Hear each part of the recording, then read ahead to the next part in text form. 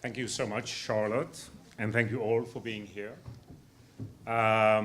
First of all, I want to thank really the people who made this amazing event possible.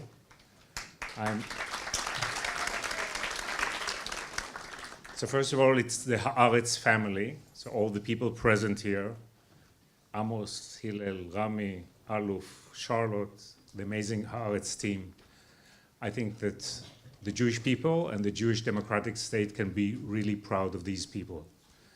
Then the people who made this possible, the contributors, our hosts here, and then the Landau family. David Landau did not always love me. I always loved David. He was an amazing journalist, an amazing person, an amazing Jew, and an amazing Zionist. In many ways, he was larger than life.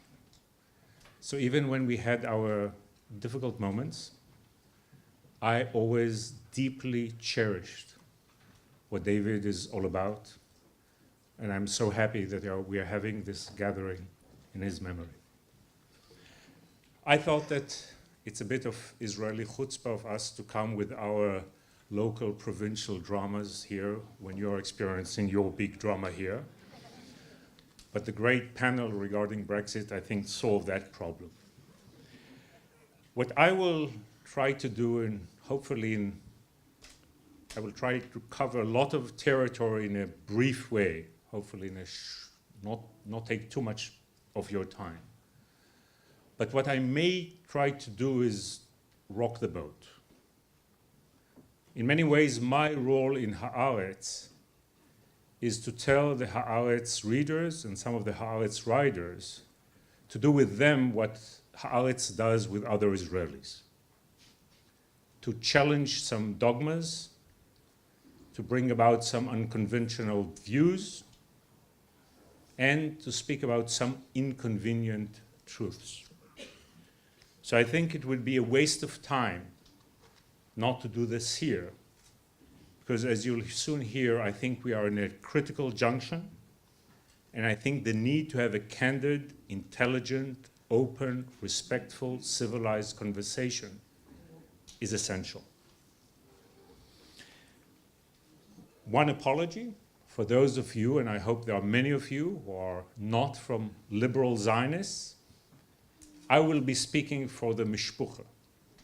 I will be speaking about liberal Zionism and liberal Zionists and what is our role and what are the challenges we face.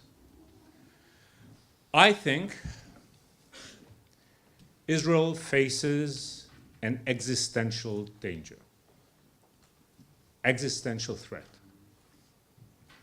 Unlike many of my colleagues, I'm an alarmist regarding Iran, Hezbollah, many of our neighbors in the Middle East. I think security problems and issues are not over, contrary to what was said here. But the main challenge facing Israel is not all threats.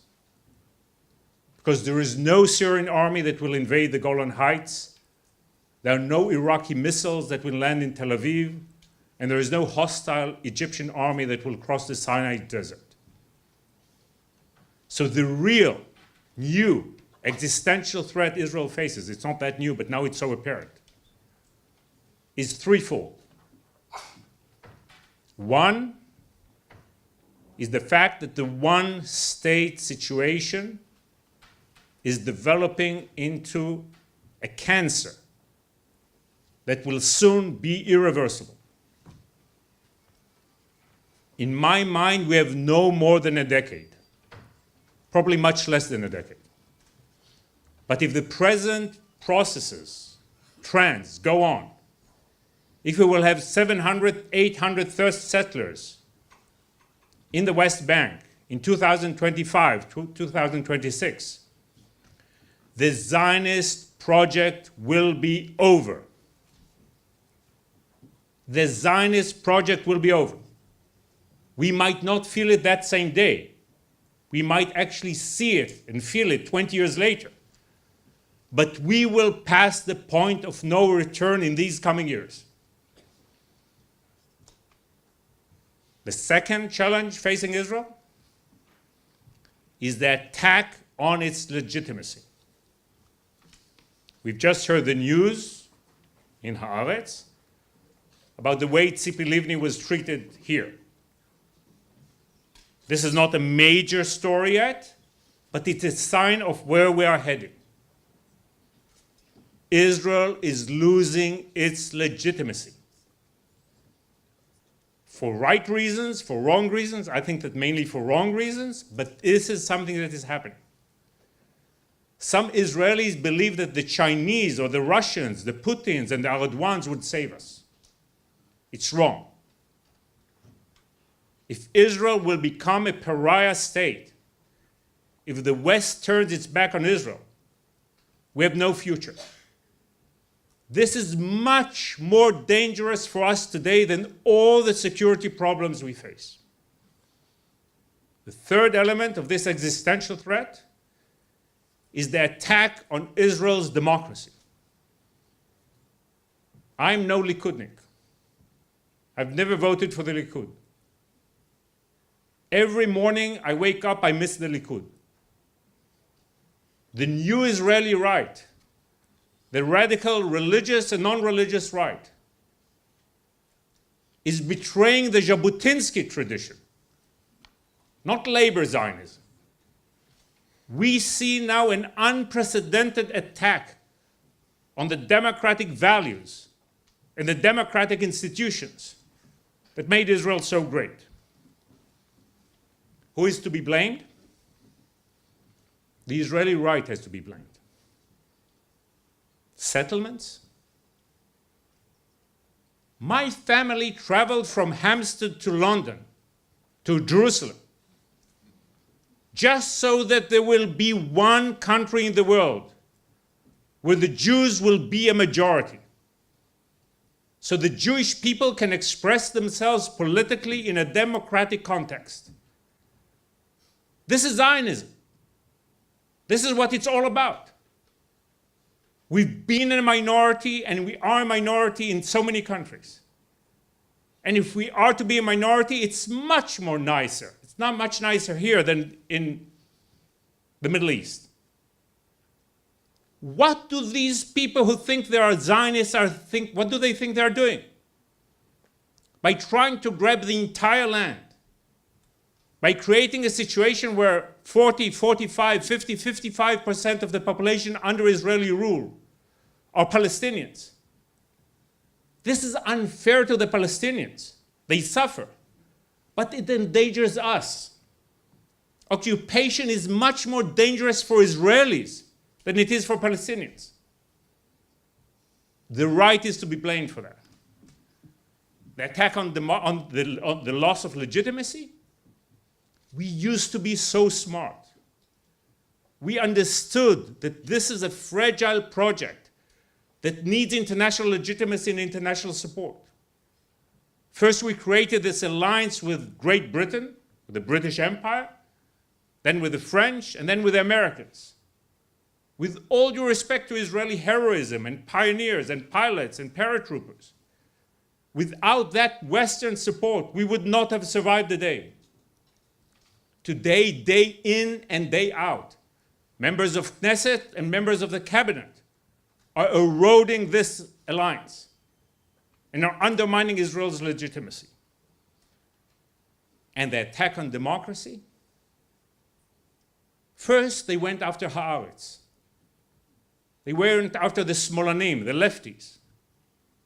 Then they went after the Supreme Court. Now they go after the IDF. These people went crazy. They are attacking the very essence of Israel. Again, it's not only morality. It's not my views, the values of Haaretz. This goes against the grain of the Zionist project. And yet, although the right is to be blamed for this dangerous situation, this unprecedented danger, I'm not into the blame game. Because here, we, liberal Zionists, have to ask ourselves as well, where were we wrong? How did this come to be? Why did benign Israel almost evaporate politically? In my mind, we made 3 or 4 fundamental mistakes. And I'll probably be challenging the views of some people in this audience. The first is the old concept of peace. The Israeli left, the international community were totally right regarding occupation and settlements, how futile and dangerous they are. But we promised a peace that was not there. When I tried to convince my fellow Israelis in the 1990s that peace will prevail, we were hoping that the Middle East will become 21st century Europe. Now we have 11th century Europe just outside our borders. And sadly, Europe is not what it used to be either. We promised something, when we promised this Scandinavian, European-like peace, it was not well-founded. We failed in 1993, we didn't admit it. We failed in 2000, we didn't admit it. We failed in 2005, we did not admit it. We have to acknowledge the fact that we were wrong too. They were evil, but we made mistakes too. The second mistake was the fact that peace, and in many ways liberal democratic values, have become associated with a kind of Waspy elite, what I call the white Ashkenazi supporters of peace. Sadly, we did not find a way to communicate with our own people. Peace, liberalism, democracy became associated with prosperous, privileged Tel Aviv. If we don't deal with that issue, we cannot win the minds and hearts of many Israelis. The third mistake was that we, being so desperate for good reasons, because of the Likud and the settlers and the occupation and all that, we developed a negative ethos. We began living against Begin, against Shamir, against Netanyahu. We lost the positive. We became too critical, too judgmental, again, for good reasons. But it developed into a kind of negative state of mind. Bill Clinton and Barack Obama did not win the American elections with a negative ethos. If you don't have something positive, something inspirational to say, you don't have a chance in the political game. And then the fourth mistake that has to do with this was being politically impotent. As much as I despise the settlement project, the settlers have been so much more sophisticated politically than we've been. They've been doing all the right things for the wrong cause. And while they've been doing that, taking over the country, we sat in our corner, our shouting corner, like some sort of protest movement from the 1970s. We didn't act in a sophisticated political way.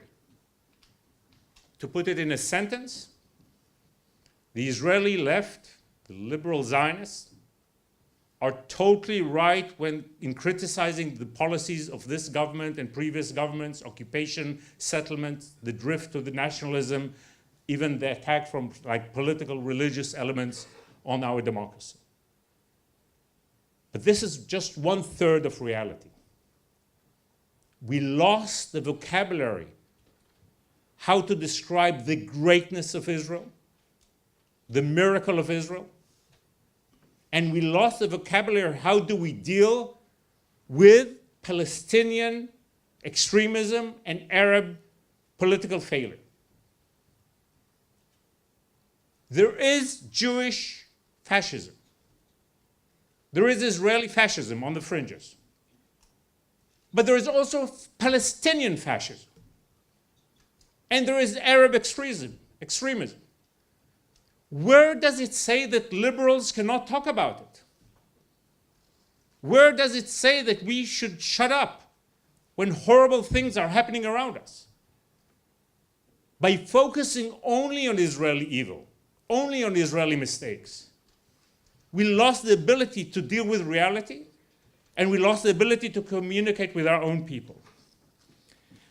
The outcome of this is the great Israelis, the real Zionists, and I totally agree with what Amos said this morning, are perceived now as in Israel as detached from reality, as if we do not know where we live, and we are perceived as detached from Israeli society. These are the two great challenges. Israel is a democracy. If we want to maintain it as a democracy, if we want to save it, we have to use democratic tools in order to convince our fellow Israelis that we are not detached from reality and we are not detached from Israeli society. How do we do this? I'll try to be brief. One, we need a new peace concept. The problem with the concept of the two-state solution is the word solution. There is no solution tomorrow morning. And this illusion that only if we'd given Abbas another 0.5%, if only that, if Barak was more polite, if Olmert was more generous. There is no two-state solution tomorrow because the conflict is so deep and the environment is so hostile. We must endorse a two-state vision, launch two-state dynamics, and create a two-state state as soon as possible within a regional context. The second issue, the second answer, is do Israeli nation building. Many years ago, Amos Oz went to Bet Shemesh, and the people of Bet Shemesh told you, you lefties, you have a heart for the Palestinians, but you don't have a heart for us. We have to change that. We have to weave the peace project, the end of occupation project, the Saving Israel project into a nation-building project, which addresses social issues, economic issues, identity issues, ethos issues.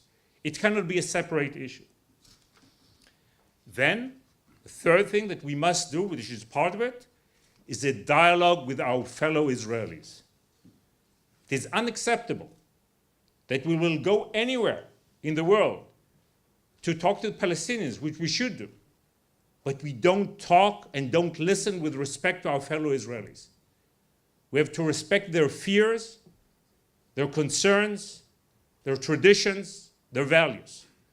We need that dialogue.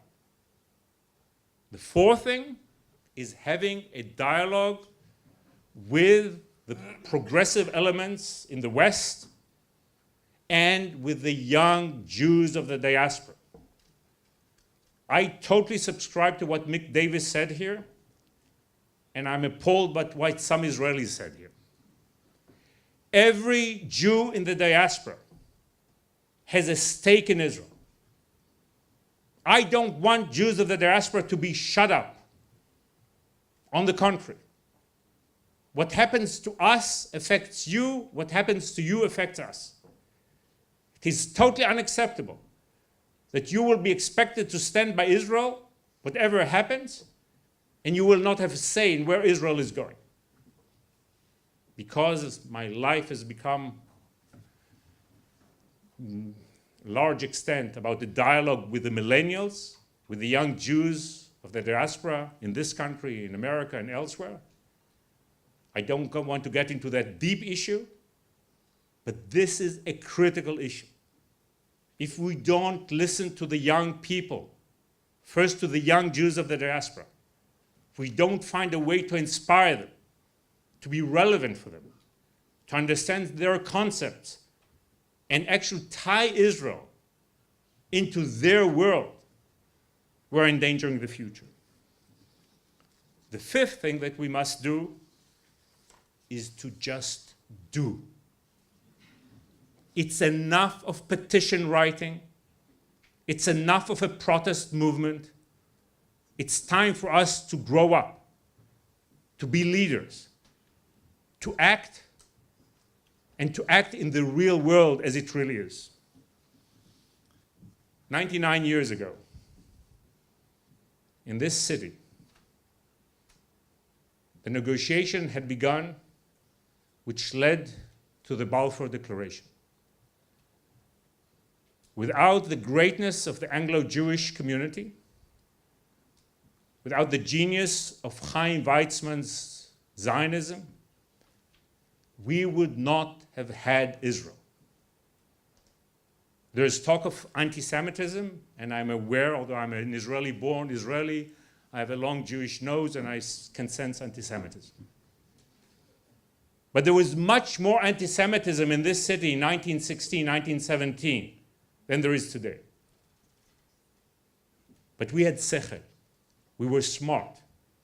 We combined realism with morality, and we managed to extract the Balfour Declaration right here, which shaped our history. I ask all of you present here, the Anglo-Jewish community, the progressive forces in the world, Jews and non-Jews, to join with benign, enlightened Israelis in the project of saving Israel. There is no time, but in my mind, there is hope. Let's act upon it. Thank you very much.